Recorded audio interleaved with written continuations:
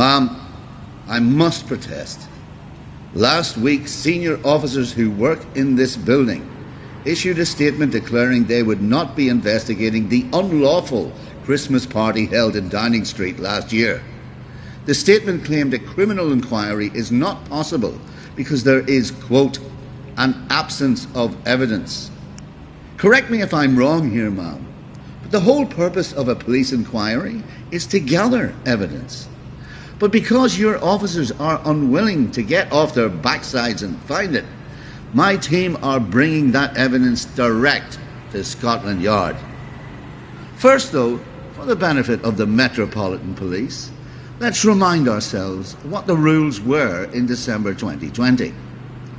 The law stated no person may participate in a gathering in the Tier 3 area which consists of 2 or more people and takes place in any indoor space. Government guidance was similarly clear. You must not have a work, Christmas lunch or party where that is primarily social activity. The day before the party, Scotland Yard shut down a wedding where 40 people were in attendance. The officers working in this building released a statement saying, quote, holding large gatherings could be the difference between life and death for someone else. London is in Tier 3. You must not mix inside with anyone who is not in your household or support bubble. Indeed, we also know the Met are currently prosecuting people for allegedly holding a party in Ilford on December the 18th, 2020, the same night that Number 10 staff and their guests knocked back wine and played party games until 2 a.m. Nobody denies an event took place at 10 Downing Street. The issue is a simple one. Was it, as Number 10 claims, a work meeting, or was it a party? Let's look at the evidence.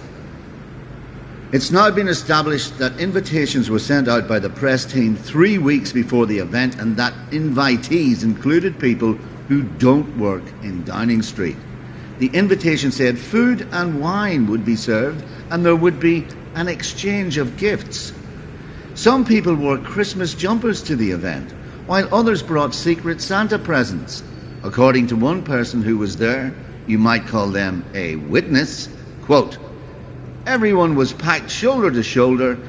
If it looks like a party, sounds like a party, stinks of booze and goes on till 2 a.m, it's an effing party. Now, I didn't float up the lagan in a bubble, and neither did the British public. That is no work meeting. And of course, even Downing Street staff called the event a party. We know this because 4 days later, they held a mock press conference, footage of which has now been leaked, where they explicitly described it as a party, except that it would be controversial because it was held during lockdown, and discussed ways to present it to the public as a business meeting.